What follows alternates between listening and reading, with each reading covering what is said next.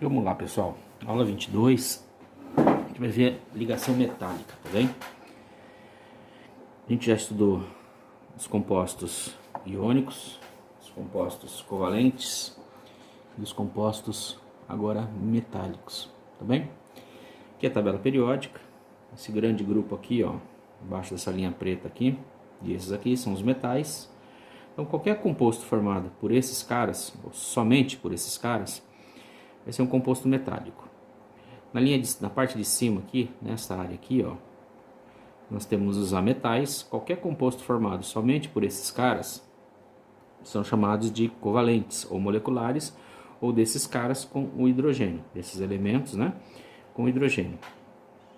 E se tiver a combinação de metais com ametais, nós vamos ter os chamados compostos iônicos, tá? Ainda existe uma outra classe de compostos que a gente não estuda neste momento, tá certo? Talvez nem no curso, que são os chamados organometálicos, tá? São compostos que têm metais em interação, em ligação com compostos orgânicos tradicionais, beleza? Então nós vamos estudar um pouquinho da característica desses caras aqui, dos metais. Muito bem, quais são essas características? A primeira, eles apresentam altas temperaturas de fusão e ebulição.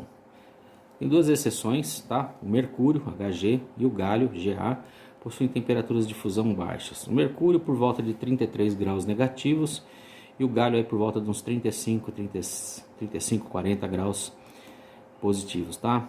Até menos que 40, tá? Se a gente colocar o gálio na mão, ele vai derreter. A temperatura nossa corpórea é dos 36, então a temperatura dele deve estar por volta aí de uns 35, imagino eu, tá bom? Outra característica, eles são bons condutores de eletricidade e calor. Isso é característica dos metais, tá bem? Por exemplo, os ametais, os compostos covalentes, via de regra, não todos, tá? Via de regra, são compostos que não conduzem eletricidade, são isolantes elétricos, né? E até alguns isolantes de calor. Outra característica, são dúcteis, ou seja, pode-se formar fios finos com os metais. Veja fio de cobre, por exemplo, tá? Não fio... Bom, enfim, eu esqueci o nome do outro objeto, que é feito de um monte de fiozinho fininho, né? O cabo, né?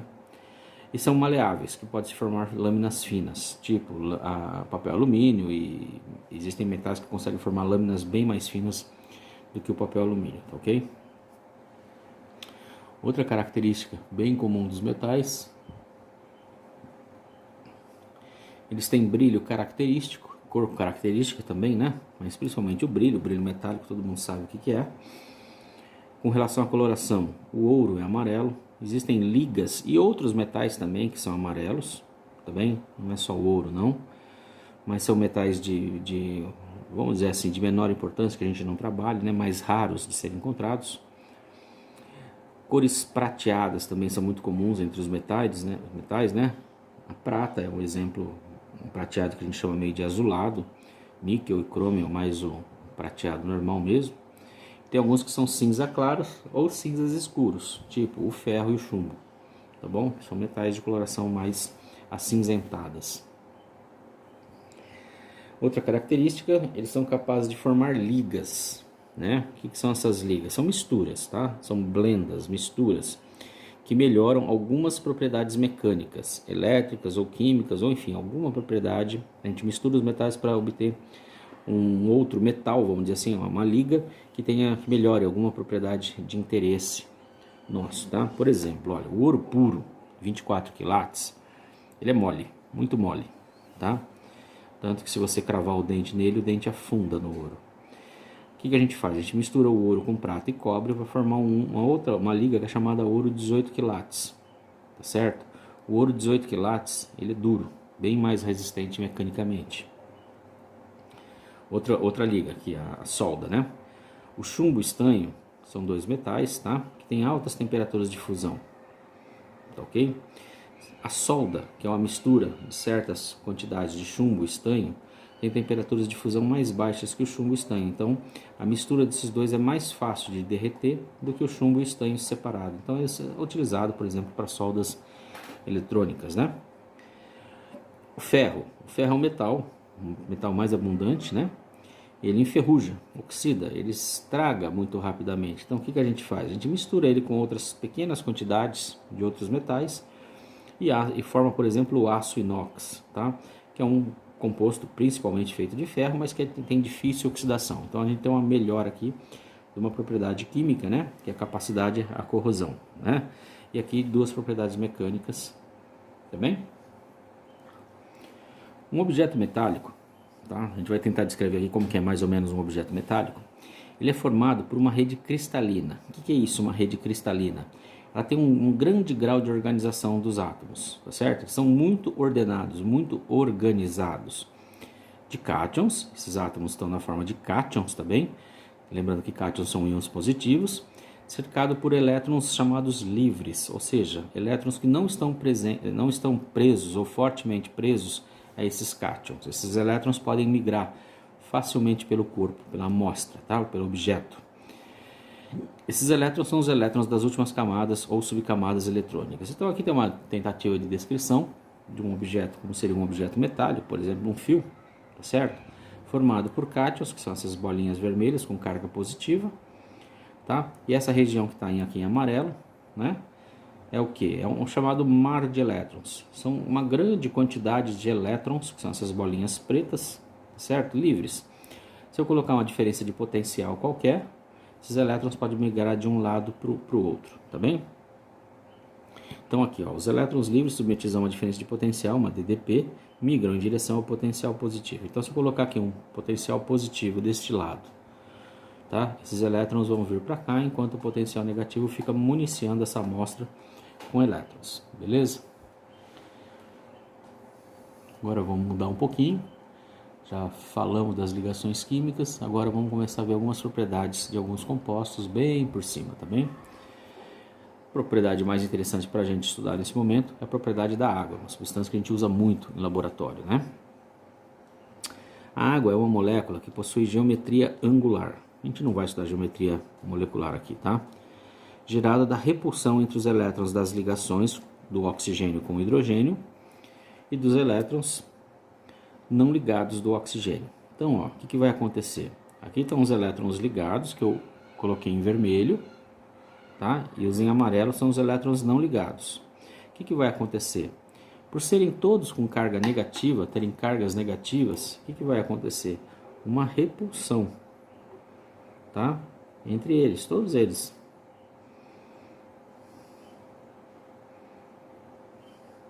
Isso vai gerar uma certa geometria, um certo arranjo espacial para a molécula de água, tá bem? Esse arranjo espacial gerado, tá? Que eu falei aqui para vocês, é uma geometria angular. Vai existir um certo ângulo aqui na molécula de água, tá certo? Alguma coisa próxima de 106 graus, 104, por aí, tá bem?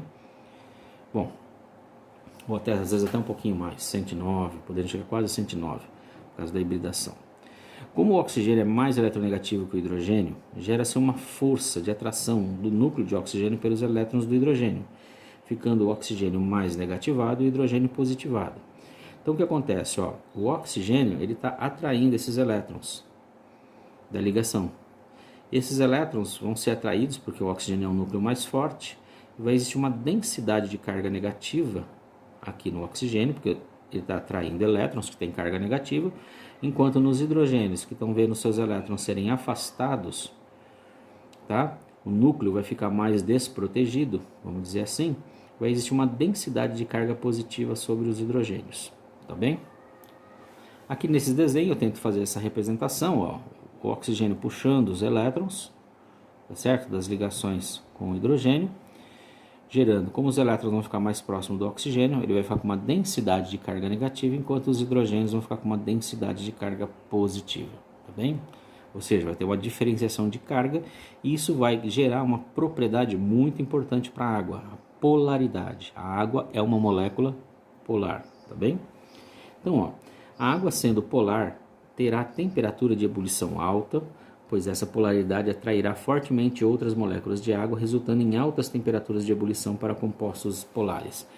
O que vai acontecer? Uma molécula de água vai atrair fortemente outra molécula de água, que vai atrair fortemente outra molécula de água e assim por diante, de tal forma que separá-las é difícil, tá? E a separação delas do estado líquido para o estado gasoso é a ebulição, né? Então, a água tem uma temperatura de ebulição relativamente alta para uma molécula tão pequenininha, tá bem? Olha, observe dois exemplos abaixo e a fila de eletronegatividade também aqui abaixo. Então, a gente tem a fila de eletronegatividade aqui, ó. Flúor, oxigênio, cloro, nitrogênio, bromo, iodo, enxofre, carbono, fósforo, hidrogênio. Aqui tem outros elementos, né? São os metais, né? Que são bem menos eletronegativos. E aqui a gente tem, da direita, indo para a esquerda, o aumento da eletronegatividade. Ou seja, o que atrai mais fortemente elétrons é o flúor. E desses aqui citados, o mais fraquinho seria o hidrogênio. Mas não que ele seja fraco, tá bem? A gente já viu isso, tá bom? Muito bem. Quando eu pego um composto, agora eu vou citar os compostos aqui, e eu fiz uma certa coloração neles, tá? Quando eu pego um composto tipo CH4, é o gás metano, tá? A gente vai observar o que? A ligação entre o carbono e o hidrogênio. Eles têm pouca diferença de eletronegatividade. Associado ainda a isso, a geometria da molécula, né, dos compostos formados somente por carbono e hidrogênio, costumam representar ligações ou compostos de forma geral apolares, que é o que nos interessa, tá? Essas ligações aqui são pouco polares, né? Não são apolares na essência. A gente já viu que são ligações apolares, são ligações entre átomos de mesma eletronegatividade, mas aqui a gente tem uma ligação pouco polar, quase nada, tá bem? O que vai resultar em compostos que têm ligações apolares, né? Eles vão ter temperaturas de ebulição e de fusão baixa, e solubilidade em água baixa também. Aqui eu peguei uma outra molécula, o metanol, que tem aqui também a sua parte, vamos dizer assim, de baixa polaridade, né? Que é formado por carbonos e hidrogênios, mas a ligação entre carbono e oxigênio, ó, tem uma boa diferença de eletronegatividade, e principalmente de oxigênio com hidrogênio, maior ainda, tá ok? Então, o que vai acontecer nessa molécula? Ela tem a parte apolar dela, mas tem uma parte aqui que já tem um pouco mais de polaridade, tá aqui em laranjado, amarelo, e aqui mais polar ainda, essa ligação entre oxigênio e hidrogênio, tá? Gerando aqui, ó, as densidades de carga, negativa sobre o oxigênio e positiva sobre o hidrogênio principalmente. Esses compostos que têm essas diferenças de cargas, tá, costumam apresentar mais altas temperaturas de fusão e ebulição e mais alta solubilidade em água. Esse composto aqui é insolúvel em água. Esse composto é totalmente solúvel em água, tá bem? Observe que compostos ricos em regiões apolares não se dissolvem em água. Por exemplo, a vitamina A. Essa aqui é a estrutura da vitamina A, tá? Mas se dissolve em gorduras. Portanto, elas são chamadas de lipossolúveis. E quando não se dissolvem em água, tá? Elas são chamadas de hidrofóbicas, tá bom? Então, olha só a vitamina A, essa molécula gigantesca aqui, ó.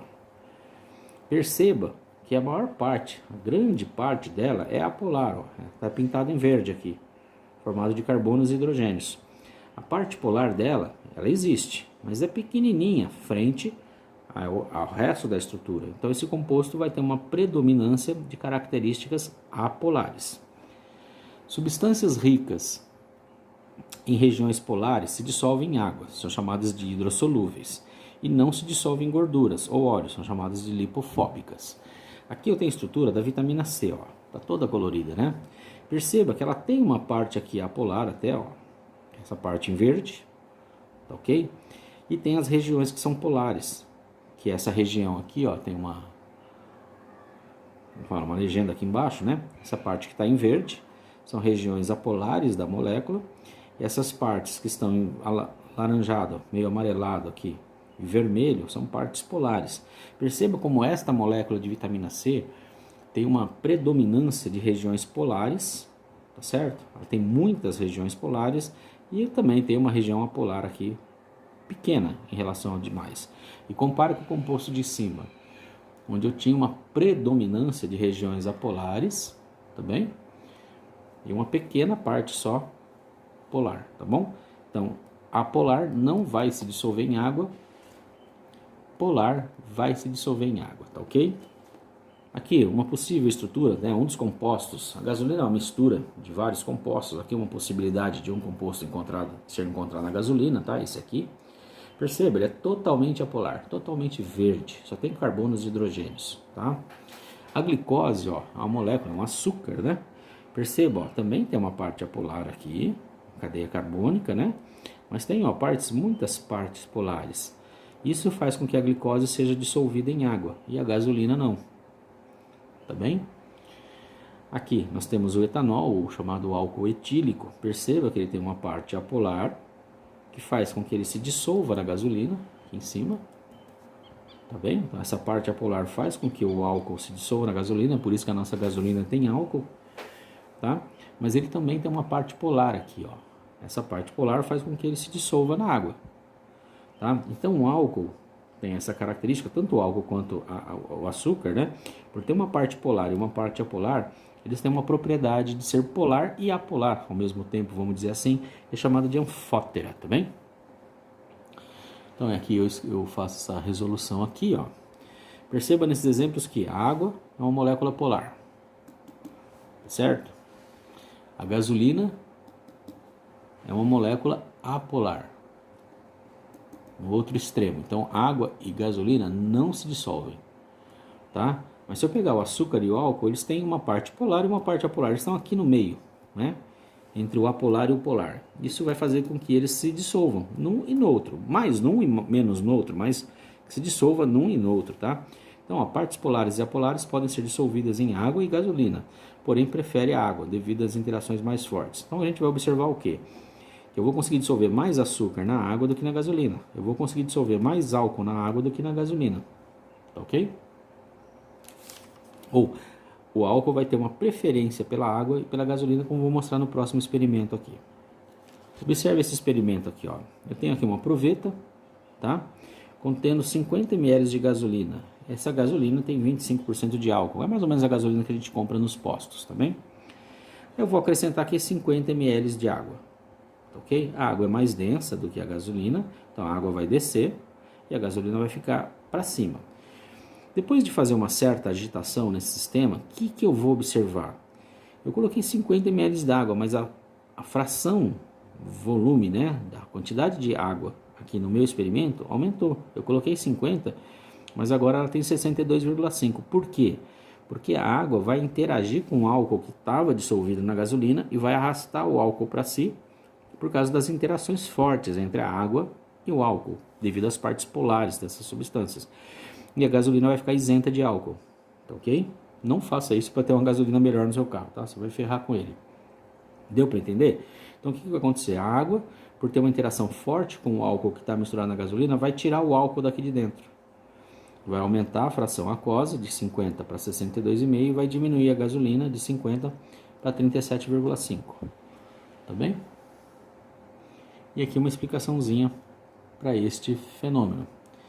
Ó, perceba no experimento acima que a fase aquosa aumentou de 50 para 62,5 ml, pois o álcool que estava originalmente misturado à gasolina, a polar, passou para a água, que é polar. Esse experimento nos mostra que o álcool etílico prefere a água devido às interações fortes, chamadas de ligações de hidrogênio. Então está aqui a molécula de água, está aqui a molécula de álcool. Vai existir uma interação, uma atração muito forte entre a parte positiva do álcool e a negativa da água, e a parte negativa do álcool e a positiva da água. Essa interação muito forte, ok? É chamada de ligação de hidrogênio. Beleza, pessoal?